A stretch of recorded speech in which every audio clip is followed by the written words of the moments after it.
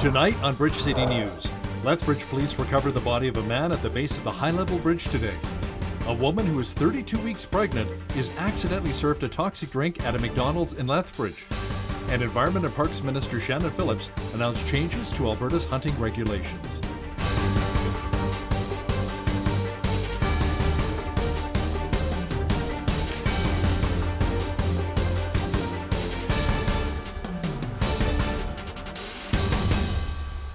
Good evening. Thanks so much for joining us. Here's a story we first brought you on social media late yesterday. A 32-week pregnant woman in Lethbridge says she was served cleaning fluid over the weekend when she ordered a latte at the McDonald's in West Lethbridge. Sarah Douglas bought the drink at a drive-thru Sunday night. When she took a sip, she immediately spit out the liquid, realizing it was not a latte at all. She rinsed out her mouth with water and contacted McDonald's. The owner of the McDonald's on University Drive, Dan Brown, said unfortunately the milk supply line was connected to the cleaning solution while the guest's drink was made. Brown has apologized to Douglas. Douglas contacted Poison Control and says she's fine, but is still going to go see her doctor. Now, this story gained a lot of traction on social media. Look at how many impressions it received on our Twitter account. Over 1 million people and total engagements over 250,000. It truly is the power of social media. Lethbridge Police and EMS were called out to recover a body of a male who was found at the river bottom at the base of the high-level bridge earlier today. At this point, police are calling it a non-suspicious death. EMS used an all-terrain stretcher to help recover the body. The Alberta government has made some changes to hunting regulations in the province. As Ben Matichuk reports, it includes a major discount for seniors. Gathering at Marksman Gun and Sports, Minister Shannon Phillips was joined by President of the Alberta Hunter Education Instructors Association, Robert Grzecki, as well as past President of the Lethbridge Fish and Game Association, Rick Blakely, to announce the changes to Alberta hunting regulations. Phillips was also joined by hunter mentor Clayton Gass as they presented the first discounted hunting license to longtime local hunter Tom Bateman. Reduced pricing for seniors hunting licenses is just one of the changes that we're making this year. Amending hunting regulations will also reduce human-wildlife conflict, offer increased hunting opportunities in areas where we have abundant herds, and better manage and track species health. While those 65 and older will now pay much less for certain licenses, including a drop from $39.95 to $8.25 for a white-tailed deer license, there will also be better opportunities for all hunters in southern Alberta, with more tags available and a quota hunt being set up this winter in an area near McGrath. For Phillips, her consideration for this came after a conversation with a constituent. One of my constituents approached me at an event in late 2017 or early 2018, it was a few months ago, and said, you know, I have a good idea. You should do a discount a seniors hunting license. And I said, oh, I hadn't really thought of that. That is a really good idea. So I went and I asked my officials to look into it, and sure enough, it was something that was relatively low cost to government, but relatively high impact for the people concerned. And so we went ahead and did it. Phillips added that hunting numbers did not go down during the recession. In fact, more than 120,000 Albertans purchased hunting licenses last year from the 110,000 in the 2014-15 hunting season. Currently, almost 20,000 seniors in the province hold licenses. For Bridge City News, I'm Ben Matichuk. If you're wanting to cool off at some of the Lethbridge indoor pools, you may be out of luck. Fritz Sick Pool will be closed August 6th through the 26th for annual maintenance, as will Stan Civic Pool from August 27th through September 16th. Now, during these shutdown times, Nicholas Sharon Pool will remain open. Westminster Public Outdoor Pool and Henderson Pool will also be open until September the 3rd. The Rotary Centennial Fountain in Galt Gardens and Gyro Spray Park will also be open until the September long weekend. Money Sense has come out with its list of the best places to live in Canada, and Lethbridge did not fare very well. Canada's personal finance website ranked Lethbridge at 209th out of the 415 cities and towns that were studied. Last year, Lethbridge was ranked 89th. The criteria that Money Sense used changed, which may have impacted our rating. The website used information from Stats Canada, including the economy, affordability, health, weather, crime, taxes, culture, and amenities. The top-ranked city was Oakville, Ontario, followed by Ottawa and Russell, Ontario. The top-ranked Alberta city was Lacombe, which placed 5th overall. Canmore was 7th, while Camrose was 11th, and Red Deer 12th. Now, there are some flaws with the data, however. When only nice weather is considered, Lethbridge County is 2nd overall, but the city of Lethbridge was ranked dead last. RCMP are reminding motorists to use extra caution this time of year as more people are hitting the highways heading out on vacation. 2 people were killed and 2 others were injured in a 2-vehicle collision on Highway 2 near Peace River yesterday. In a separate accident on Tuesday, a 48-year-old man from McLennan, Alberta was killed after his car crossed the center line on Highway 750, went into the ditch on the opposite side and rolled onto its roof. Police are asking anyone who witnessed the rollover to come forward. Investigations into both accidents continue. A 43-year-old Saskatchewan man is dead after the ultralight plane he was flying crashed in northwestern Alberta. RCMP did not release his name or his home community. The plane went down east of Grand Prairie yesterday afternoon. The Transportation Safety Board says it will continue to investigate. A court hearing is set for August 15th to provide victims of the Humboldt Broncos bus crash with $50,000 each from a massive fundraising campaign. The Humboldt Broncos Memorial Fund will ask the court in Saskatchewan to approve the interim payment to the families of those impacted by the devastating bus crash on April the 6th. A GoFundMe campaign raised over $15 million in donations from all over the world. GoFundMe deducted $483,000 from the money raised to cover the 2.9% payment processing fees. An extra $49,000 was also held back in case any donors challenged their contribution. Mark Maxwell is a former record label executive and now an entertainment lawyer based in Nashville, Tennessee. Mark has a real heart for God, and he says when it comes to choosing a career, we should always remember that serving will help bring you purpose. The better question is this new opportunity, this new career going to be a great place for you to serve? Because the thing is about when you step into a new job or a first job or any sort of work environment and you see that environment as a place to really meet the needs of others, then it doesn't matter if the job is boring, if it's difficult, because again, all that fades away because you find contentment and purpose in the midst of focusing on others. Catch my entire interview with Mark coming up right after business news. Calgary City Council has approved wording of the question people will vote on whether to determine if the city will host the 2026 Winter Olympics. The ballot will simply ask electors if they are for it or against the event. The voting will take place on November the 13th. Both City Council and taxpayers are keen to hear hard financial numbers on the cost of the Games before giving a bid the thumbs up or thumbs down. The results of the vote will help give the city the input it needs to determine whether or not to host the Games. Mary Moran, who's the CEO of Calgary's potential bid, says she will work tirelessly to make sure the right choice is made. Right here first, please. You know, Calgary wasn't on my radar as a city to live and work, and certainly in the aftermath of the Olympics I learned a lot more about Calgary and the personality and more importantly the community here and the people here, and it was made my move to Calgary much greater, and within 3 weeks I loved it. And you know, I think from a business perspective that this is a city of entrepreneurship that was very fueled by the Olympics. It's a city of volunteerism. I'm a committed volunteer in this community, and I'm also you know, recreational competitive athlete, so I've been able to use facilities including you know, doing level 1 skiing here at COP many years ago. The good news about the Olympics is if we follow the 88 approach, then we can leave a legacy that will last for years and years and influence people's lives in a positive way in the city and in the province. A candidate running for mayor in Winnipeg says city police should patrol transit buses to ensure drivers and passengers are safe. Jenny Motkaluk says if she is elected this fall, transit inspectors who patrol buses will be replaced by police.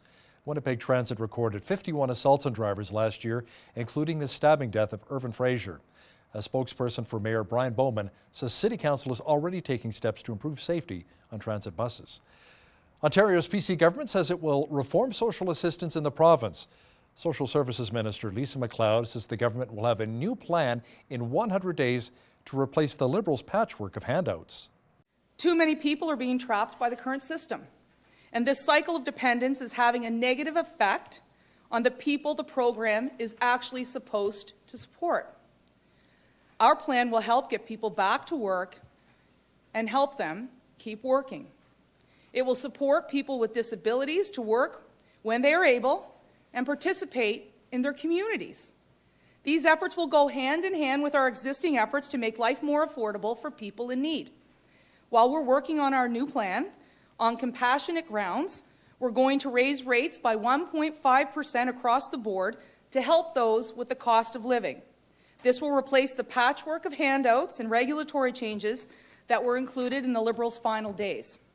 We're also going to wind down the Ontario Basic Income Research Project, which is clearly not the answer for Ontario families. And we're going to continue to deliver on the promises we made to the people of Ontario, lowering hydro rates, scrapping the carbon tax, and cutting gas prices by 10 cents a litre. Can you explain how it's supposed to help people more to give them less money in social assistance? Is it just supposed to motivate them more to get off of social assistance? People will be receiving 1.5% more as a result of the decision by my government. They were supposed to get 3% under the previous government, so they are effectively going to get less money than they were supposed to. The people on ODSP and Ontario Works will receive a 1.5% increase from this government. The forest fire known as Parry Sound 33 is prompting evacuation alerts for the communities of Killarney and French River in northeastern Ontario. The blazes continue to threaten a stretch of the Trans-Canada Highway. A California Air National Guard C-130 plane dropped fire retardant on the car fire, which burned at least 965 homes and killed 6 people in and around Reading. National Guard troops in Reading are helping with the evacuations. More than 413 outbuildings have also been destroyed by the blazes so far. It is now the 7th most destructive wildfire in California history. There are also twin wildfires straddling Mendocino and Lake counties, which destroyed at least 7 homes and threatened an estimated 12,000 more. The fires have burned 117 square miles. In total, more than 19,000 people have been warned to flee. Evacuation orders remain in effect for Lakeport, which is a popular destination for anglers and boaters. A federal judge in Seattle has issued a temporary restraining order to stop the release of blueprints to make untraceable and undetectable 3D printed plastic guns. Complete, total victory. Everything we asked for, we got from Judge Lasnik. So first I want to thank Judge Lasnik on such a tight timeline to hear this case, to hear the oral argument, to ask thoughtful questions of all sides, and to issue the decision they did. But to be clear, we were asking for a nationwide temporary restraining order, putting a halt to this outrageous decision by the federal government to allow these 3D downloadable guns to be available around our country and around the world. He granted that relief. That means that for any entity or individual to post that information online is illegal under federal law, just as it was before the federal government made the unfortunate decision to allow it. So we go back to the status quo before the federal government made this decision. So someone can try to post it online, but it is illegal and one suffers the consequences of being in violation of a very serious federal law. The remains of dozens of presumed U.S. war dead began their journey home to the United States following a repatriation ceremony in South Korea earlier today. North Korea handed over the remains in 55 boxes last week. At a time like this, in such a solemn observance, the time for words should be kept short, and the time for solemn observation of military tradition to honor fallen comrades must be the primary focus of our attention.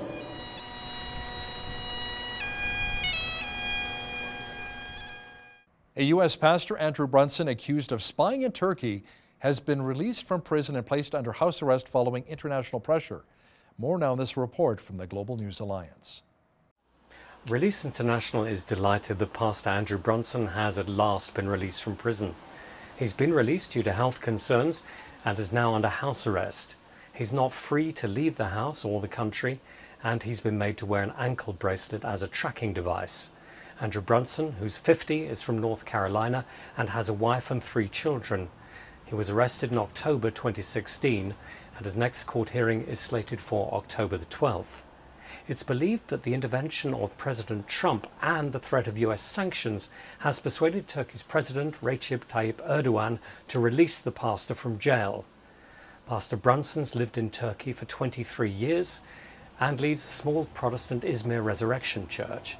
His wife Noreen was originally arrested with him, but later released. Brunson's been charged in effect with being an American spy for taking part in the failed coup attempt of 2016.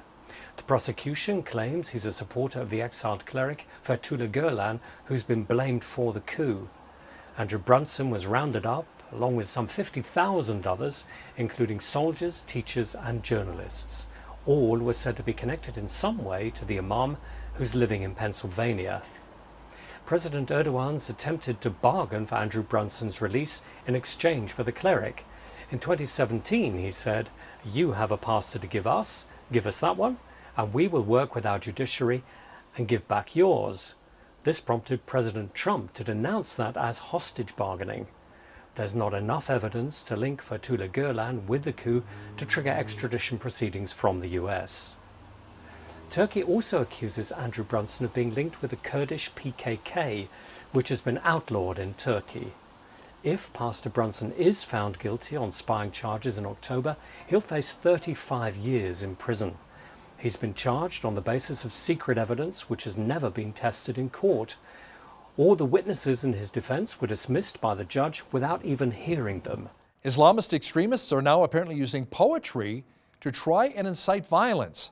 That's according to our foreign affairs and ISIS expert, Lisa Daftari. This story gets a lot of activists, human rights activists around the globe intrigued about her poetry, etc. She's inciting violence and vows to kill Israelis and Israeli children. And this is the same type of incitement that we see across the board in Palestinian society, whether it's the textbooks that children are learning arithmetic from, or in the poetic songs that toddlers sing in preschool.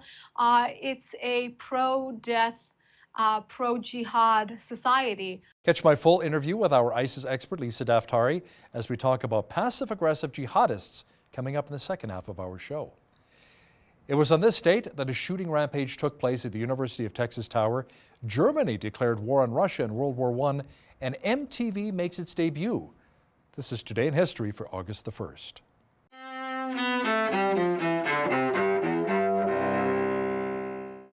August 1st, 1966. Charles Whitman goes on a shooting rampage at the University of Texas Clock Tower in Austin. With a high-powered rifle, he kills 14 people and wounds nearly 36 others hours after murdering his wife and mother. The killing ends when police gunned down Whitman 90 minutes after the siege at the Clock Tower began. 1914. Europe's major powers take another fateful step into World War I as Germany declares war on Russia. 1936.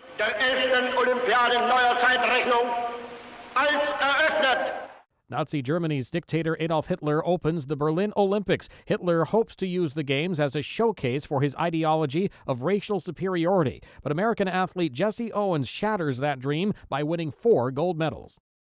1944. An uprising breaks out in Warsaw against Nazi Germany's occupation of Poland during World War II. The 2-month revolt takes place a year after a failed uprising by Warsaw's Jews to resist being sent to a Nazi death camp. 1819. Herman Melville, author of Moby Dick, The Tale of the Great White Whale, is born in New York City. And 1981. Ladies and gentlemen, rock and roll. MTV, the channel that put music videos on the pop culture map, debuts on cable. Are those guys the best? Today in History, August 1st. Mike Gracia, The Associated Press. Lots of sunshine and hot weather today, and that trend will continue for the next while.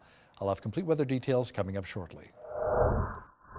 It was another hot day in the city as we hit over 30 degrees once again. Tonight, just a few clouds developing with a low near 13. Tomorrow, mainly sunny again with a high near 31 expected. Friday, a mainly clear sky with a high of 28. A low pressure system moves in on Saturday, bringing lots of cloud cover and a high of only 20.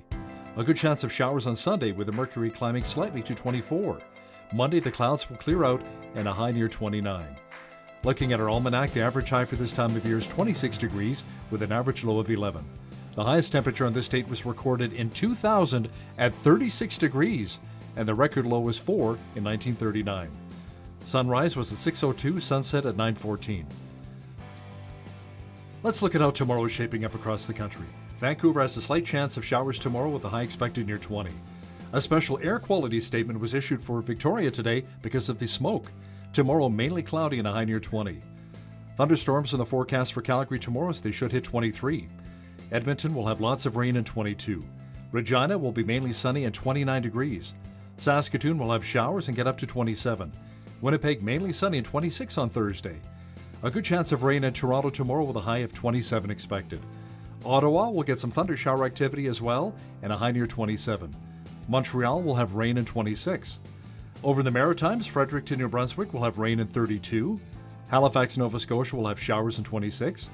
Rain in 26 as well in Charlottetown, PEI. And in St. John's, Newfoundland, it'll be mainly cloudy and should get up to 27 degrees tomorrow.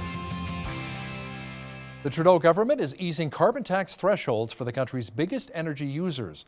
Many industry analysts believe the Liberals are bowing to concerns about international competitiveness.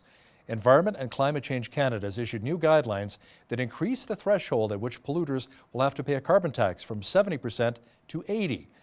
The four sectors assessed in the risk category include cement, iron and steel, lime, and nitrogen fertilizer producers will not have to pay the tax until they reach 90% of emissions. A $4.3 billion takeover offer is generating a lot of buzz on Bay Street.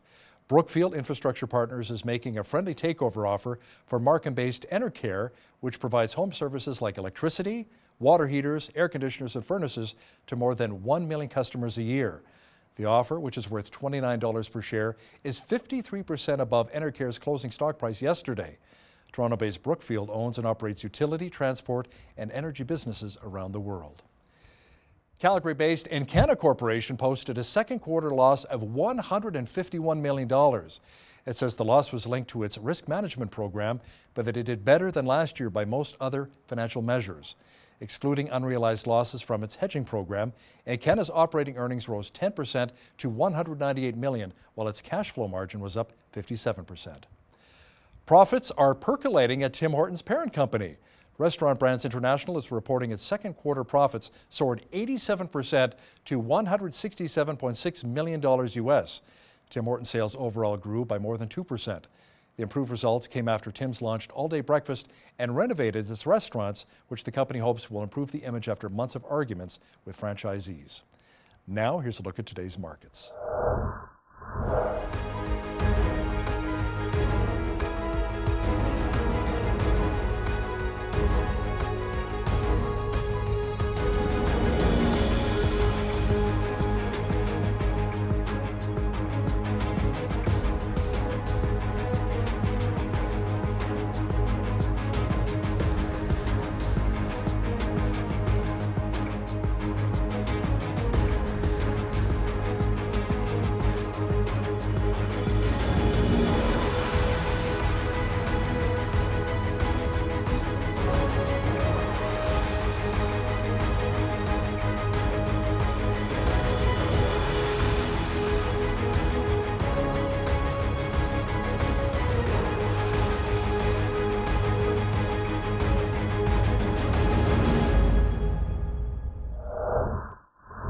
Recapping one of our top stories this hour, a 32-week pregnant woman in Lethbridge says she was served cleaning fluid over the weekend when she ordered a latte at McDonald's in West Lethbridge. Sarah Douglas bought the drink at a drive-thru Sunday night. When she took a sip, she immediately spit it out and then rinsed her mouth out with water, realizing it wasn't a latte at all. She then contacted the owner of McDonald's. He apologized. Dan Brown said, "Unfortunately, the milk supply line was connected to the cleaning solution while this guest's drink was being made." When you see news happening, make sure you drop us an email at info@bridgecitynews.ca. And if you missed any of today's top stories, check out our full newscast online at bridgecitynews.ca. Arab jihadists are now using poetry to incite violence.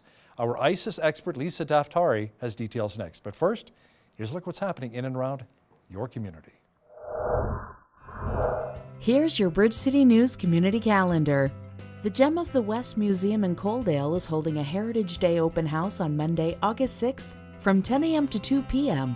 Bring the whole family to see blacksmith demonstrations, ice cream making, and more. Plus, you'll have an opportunity to bring home unique museum souvenirs. Admission is by donation. For more information, visit gemofthewest.ca. The Galt Historic Railway Park is offering rides and tours on Saturday, August 18th and Saturday, August 25th from 1 p.m. to 3:30 p.m. Enjoy a tour of the 1890 International Train Station and take a ride on the restored speeder motor car. The Railway Park is located 1 kilometer north of Sterling, Alberta. Tickets are $10 per person and children 10 and under are free. For more details, visit galtrailway.com. Big Brothers Big Sisters in Lethbridge is searching for volunteers to mentor children and youth in their various programs. Volunteers commit anywhere from 1 hour a week to 1 full year. They have many kids on their wait list that are looking for a big brother or sister. Make a difference in a child's life and start something big. For more information, call 403-328-9355 or email info.leth@bigbrothersbigsisters.ca. And that's your Bridge City News Community Calendar. North and South Korea discussed reducing tension, but did not announce any detailed agreements after military talks took place recently. Joining me now is our foreign affairs expert, Lisa Daftari. Lisa, the U.S. has detected renewed activity at a North Korean missile factory. That's not good news. No, not good news. So the White House puts out conflicting reports every day. We don't know where we stand with regards to North Korea. Obviously, we were happy to have the summit, to have Kim Jong-un come to the table and have some sort of handshake. We don't know about the details, and we were told that something positive will come out of that. And remember, the preconditions to that meeting were that Kim Jong-un, North Korea, would denuclearize. So the fact that the meeting took place, we have to assume, connecting all the dots here, that we're going towards denuclearization. Now, Secretary Pompeo said a couple days ago that it will take a while to curb the North Korean regime, and I think that's an understatement, but I think there's a lot of truth to that. Now, we do have reports that there is some renewed activity at the ICBM facilities in North Korea. Obviously, that's very worrisome, but I wouldn't be surprised if Kim Jong-un is just saber-rattling a bit more in getting involved and really meeting with neighbors and getting himself back into the international scene, so to speak. He's a dictator through and through, and we see many dictators like him still exist, and their first and foremost priority has always been to appear strong and not contained by any means. So after this meeting with Trump, I think the last thing he wants to do is appear that he was basically told what to do and that he went through with it. So I think, I trust that the White House has proper intel on North Korean activities and will hopefully hold Kim Jong-un to the promises he made Donald Trump. Indonesia has invited North Korean leader Kim Jong-un to attend the upcoming ceremony of the Asian Games in Jakarta this month. Lisa, government officials also invited South Korean President Moon Jae-in. Yes, I mean, this is the kind of coming to the scene of North Korea. So they are being courted by neighbors. And remember, South Korea, Japan, some other countries in that vicinity were quite afraid of being left out of the courtship between the West and Kim Jong-un. This is their opportunity to now extend a hand to seek Kim Jong-un and North Korea involve themselves in regional activities again. But at the same time, it's worrisome. You have a country like Indonesia, a lot of bad actors there, a lot of insurgencies exist there. Could they join forces? Yes. Kim Jong-un, the one thing that has been going on for decades is Kim Jong-un and the North Korean regime being isolated from the rest of the world. And obviously it has its pros and cons, but the pros being that they were also isolated from neighbors, they were sanctioned, they didn't have too many friends and trading partners. But now when that floodgate has been opened, you also have the pros and cons to having Kim Jong-un play around with all the neighbors and get themselves perhaps involved in nefarious activities once again. So we'll again have to keep an eye on their coming of, their debut on the international stage, so to speak. U.S. President Trump is intensifying economic and diplomatic pressure on Iran. Many in the West believe that Iran's regime's behavior is what's really causing a lot of the instability in the region. Lisa, could we see military efforts by the U.S. to counter Iran and its proxies? Hopefully not. Hopefully the economic pressure will be sufficient, and then we'll leave it up to the people of Iran who are currently on the streets again for days and days of protests to do the dirty work. And I don't mean that in a negative way. We've seen the Arab Spring unfold in the region, and Iran, not being an Arab country, kicked off the series of Middle Eastern countries protesting and coming out onto the streets in order to see regime change. In the case of Iran in 2009, they came out onto the streets and the crackdowns were so severe that they went back inside. And the reason I say leave it up to the people of Iran is that we've seen here in the West that this military action or pressure from the West doesn't necessarily translate into democratic, with a lowercase d, a result in these countries. There's no one-size-fits-all democracy or a way of bettering these societies better than the people who live there. We know that the people of Iran are highly disenchanted. They have been for many, many years now. And now, because of that economic pressure, they have the impetus once again to get out onto the streets. So I think the pressure that Donald Trump is putting on the Iranian regime has been successful. Obviously, we're seeing that in inflation, unemployment, et cetera, that's bringing the people out onto the streets. Now, if he could only continue this pressure to see a grassroots uprising that will hopefully manifest in some sort of behavioral change, which is what Secretary Pompeo has been pushing for, or regime change, depending on what the people of Iran are able to accomplish. Iran's President Rouhani said the U.S. withdrawing from the nuclear deal was illegal. He says it's up to Europe now to preserve the accord with Tehran. Trump is not ruling out a potential meeting with Iran's leader to improve ties, Lisa. Yes, so President Trump said that he would meet with President Rouhani without any preconditions, which is very unusual, and it has a lot of people criticizing that statement. But you have to remember there already have been preconditions, and that those are the economic pressures that have already been placed on Iran's regime. Now that informal invite, has already been turned down by Iran's president because he feels that the President Trump had no right to pull out of the nuclear deal, and that the sanctions are now illegal. Now, remember, we are right around the corner from the snapback sanctions being reapplied onto Iran's regime. Now, imagine what kind of inflation we will see after that. We're already at 200% or more inflation right now. And I think the people of Iran are quite worried about what that will mean, and more so the regime worried about its biggest Achilles heel, the people of Iran coming back onto the streets.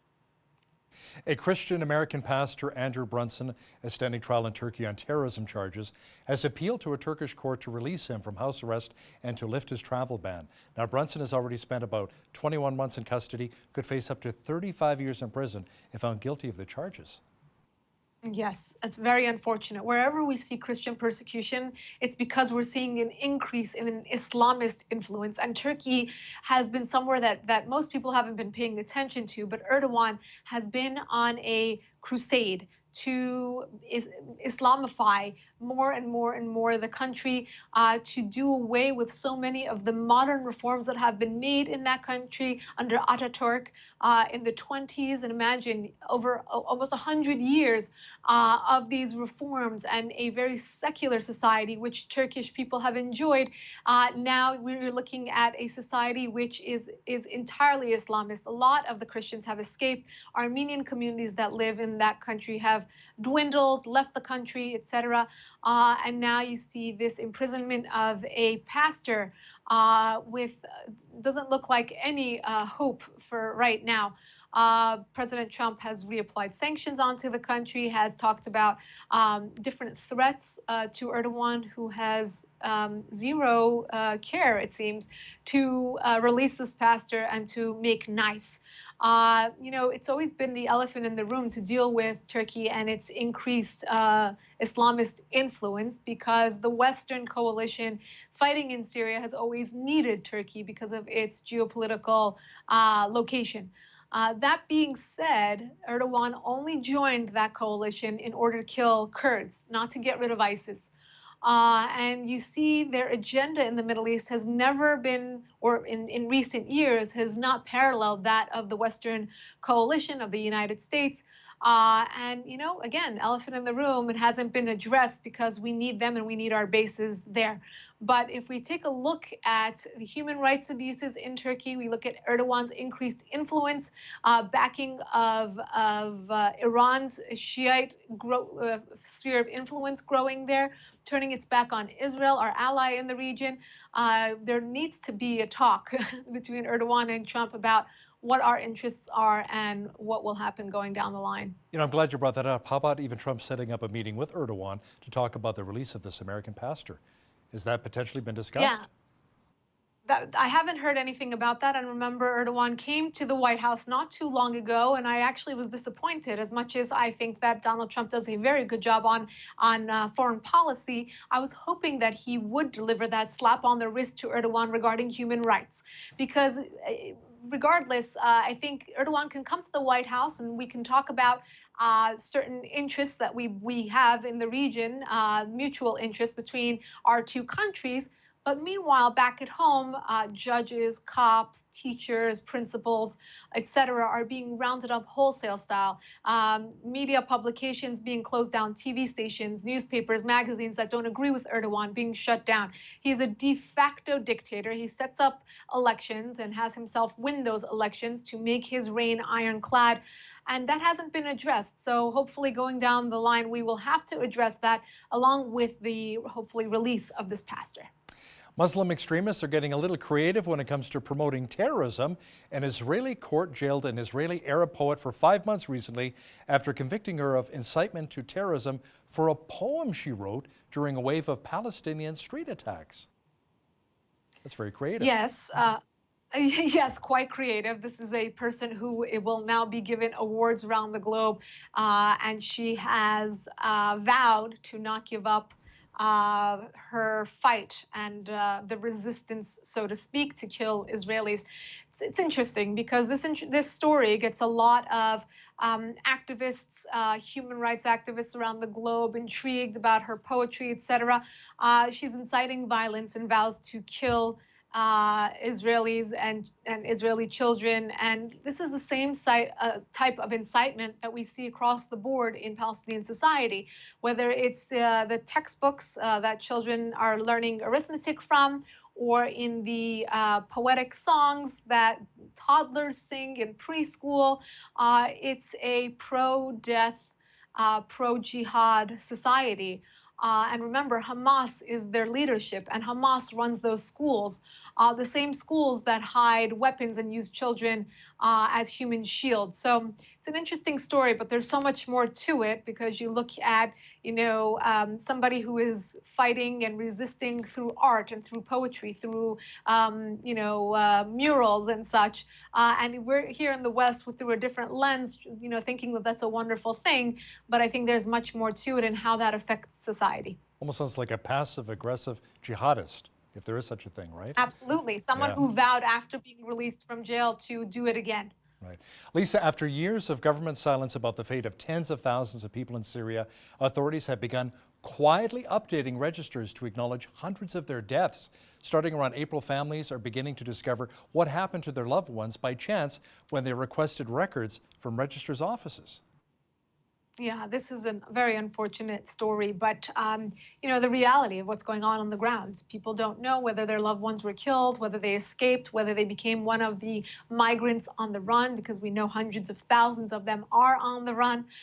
This goes to the same argument when we talk about immigration. There is no DMV in Raqqa where we can call and vet some individuals to make sure that they are legitimate and that they don't have a past and they're not connected to any jihadi groups and they're not a part of ISIS or any other terror organization. This is the issue. And I think now when we see some of these death certificates, whether or not we can even trust them, whether they're going to be accurate, is yet to be determined. And I have a feeling they're not going to be, just by the sheer volume and efficiency. It's impossible to pull off this daunting task.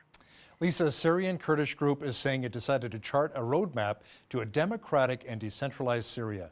What does that roadmap actually look like? It's putting Syria into a tribal society, into pieces, because that's what Syria is right now, pieces. And I think anyone trying to put together that roadmap or some sort of semblance of a nation building or a constitution is only trying to organize what's left of Syria. Day in and day out, we see reports of different parts of Syria still being fought over, and there's still multiple layers. Is it ISIS controlled? Is it rebel controlled? Is it Bashar al-Assad controlled? You still have Iranian influence there with the Basij forces. You still have Russia there. And this is all going on the Israeli border, so that adds yet another angle to all of this. So I think anyone who's taking on that task of putting together a roadmap has a long ways to go. And whether or not that country will be able to be ruled with all of the different factions, with this fractured society, I think it's going to be a long ways down the road. Our foreign affairs expert, Lisa Daftari, joining me from Los Angeles via Skype. Thanks so much, Lisa. My pleasure.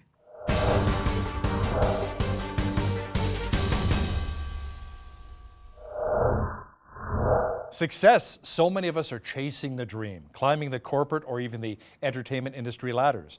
What works best to get there from here? The answer may even surprise you. Joining me now from Franklin, Tennessee is Mark Maxwell, former record label executive, now an entertainment lawyer in Nashville and author of Networking Skills, Success Through Serving. Welcome to BCN. Thanks, Hal. It's great to be here. Now, you've worked in Nashville for quite a while, and you've worked with a lot of entertaining people, and you've even had your hand in Mercy Me Success, the famous Christian and pop band. I can only imagine it was a real pleasure for you. Oh, yeah. I got to know them back when they were first getting started, and loved what they were doing. And one of the greatest honors for me was to introduce them to the gentleman who first hired me right out of college. Later on, many years later, had a record label. He was trying to get started. And so for me to be able to connect that band with him was a real pleasure, and just to see them go on and have great success. So how does society tend to define success, and how should it really be defined, in your opinion? Well, I think, a lot of success now, so many people look to building success on other people now in terms of relationships. Networking is a big part of that. I think the problem with that is that it really leads to inauthentic relationships. It leads to distrust. I think it impacts creativity. It impacts relationships in so many different ways. And that's really, young students. I'm a professor at Belmont, and I see the pressure that young millennials are being put under to network, and all of success is based on networking. So, yeah. Or do you think maybe sometimes we're in too much of a hurry to become successful? I mean, success does take time, doesn't it?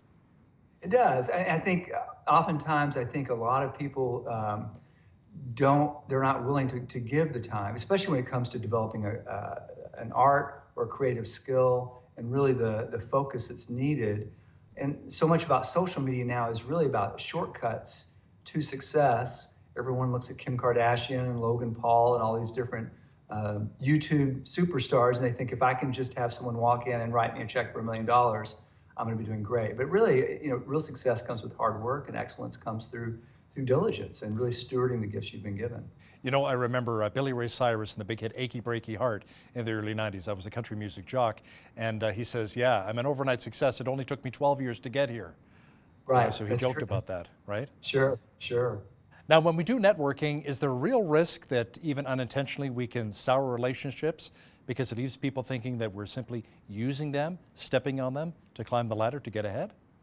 Yeah, I think that's the real problem with it. I think that's, again, it's using others at their expense to promote yourself, to advance your career.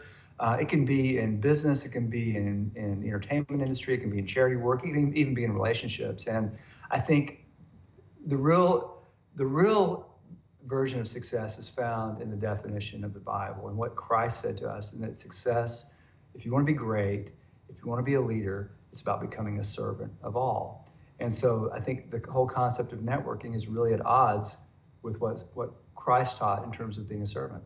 So what does that look like then, serving? How can we get ahead by serving others?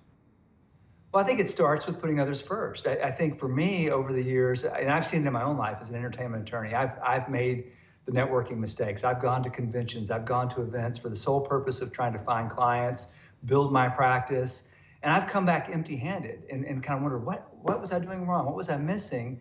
And I feel like those are the kind of things where God has said and put on my heart that really, if you want to grow your practice, if you want to find new relationships, you got to really make your life about others, not trying to gather clients, but really going out and finding people in need and going out and finding them and loving them and serving them. And that's really how God builds our opportunities and builds our businesses. So. You know, I think a lot of us fear failure in life every day, or with our careers, maybe with our families. And there's a lot of pressure to succeed, like you said, with the millennials and even with us Generation Xers. Does serving take some of that away, perhaps? Definitely does. It really does. I think, for me, even as a professor, if I stand before my students every night teaching at Belmont, I could be panicked. I didn't prepare enough. What are they going to think about what I said tonight? But if I walk into the classroom really focused on those 30 students about what am I going to do to make a difference in their lives tonight and in my relationship with them, all of a sudden the fear of failure is gone. I'm focused on them. And so that, the same thing with an artist stepping on a stage. A lot of young artists have stage fright. They're nervous about performance.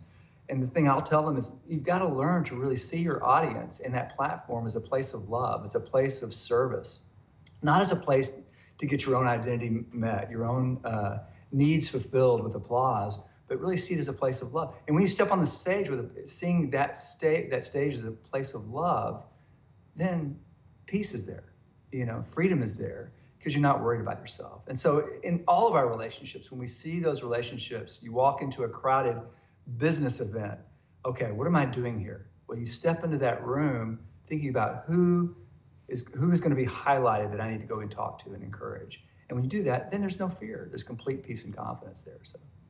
Now, you're right that serving others really creates a certain purpose in your life. Can you explain that in further detail?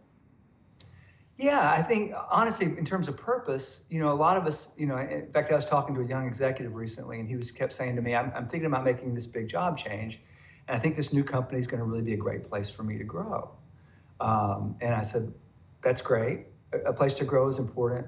But I think the better question is this new opportunity, this new career going to be a great place for you to serve?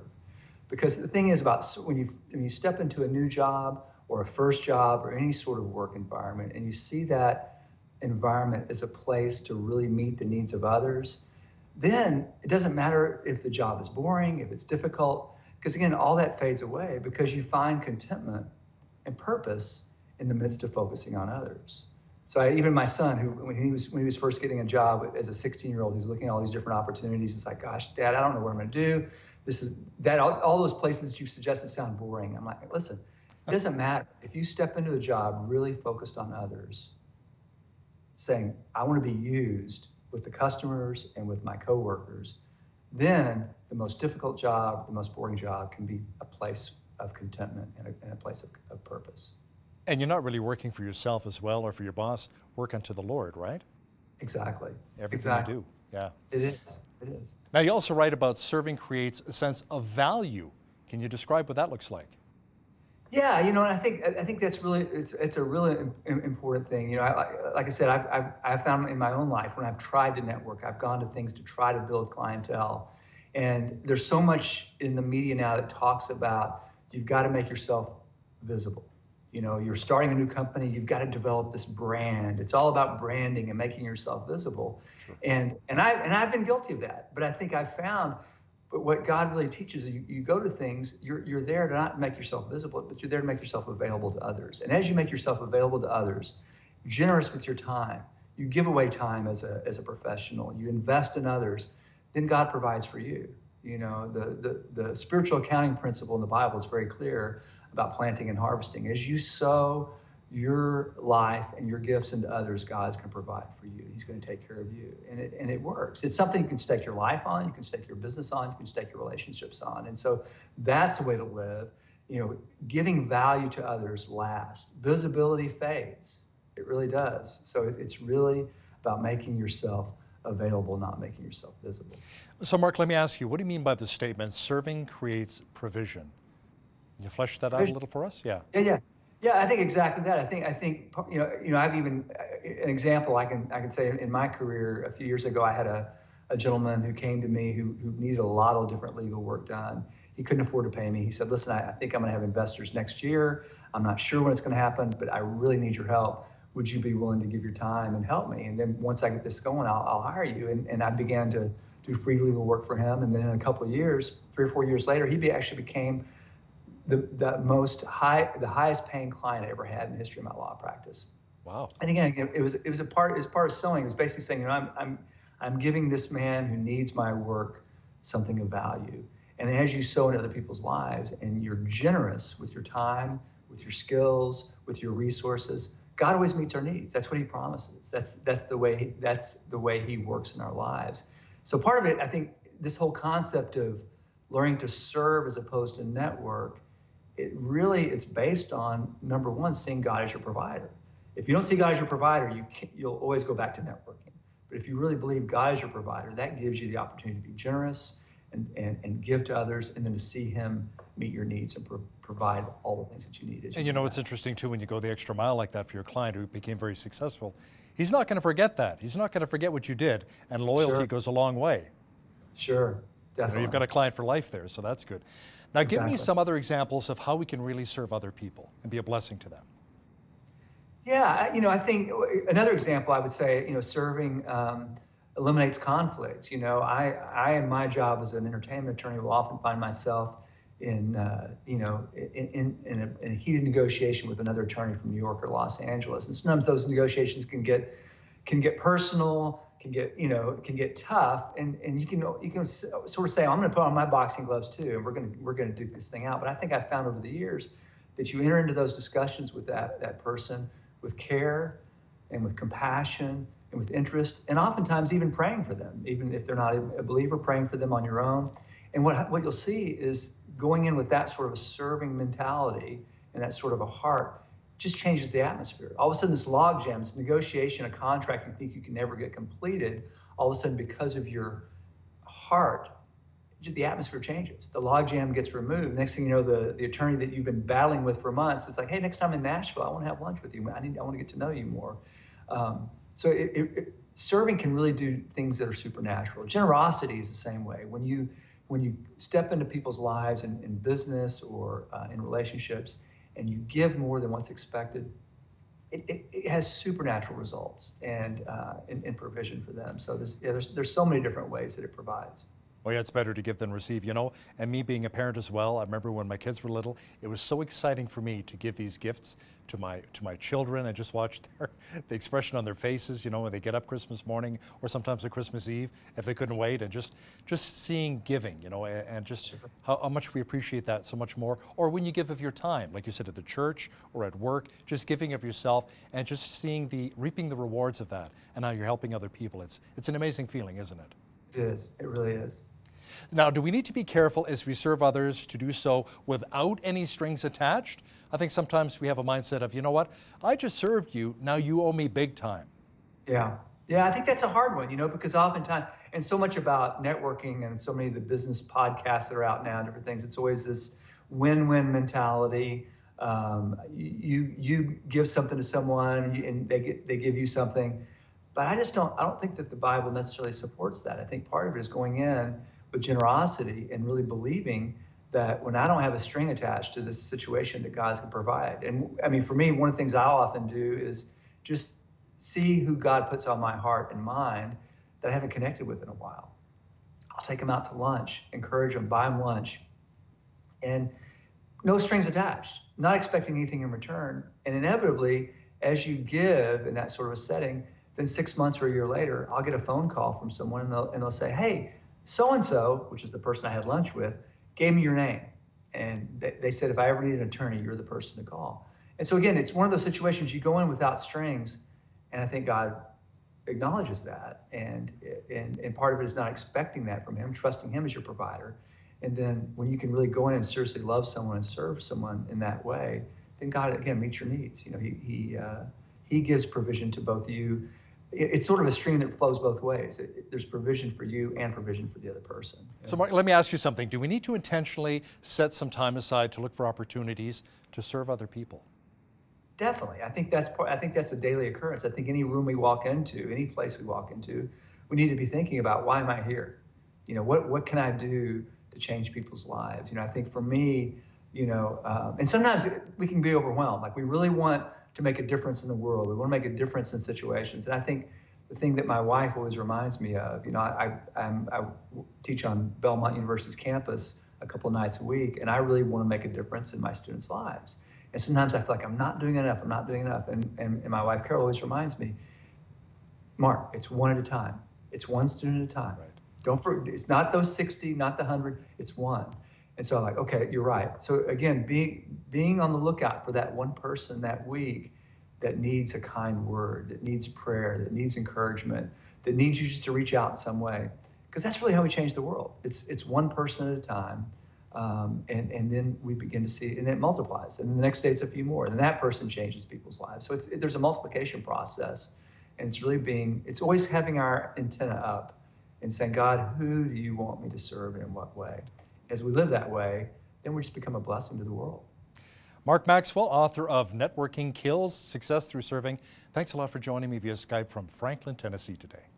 Thanks for having me today. I really enjoyed it. On behalf of all of us here at Bridge City News, I'm Hal Roberts. God bless and have a great night.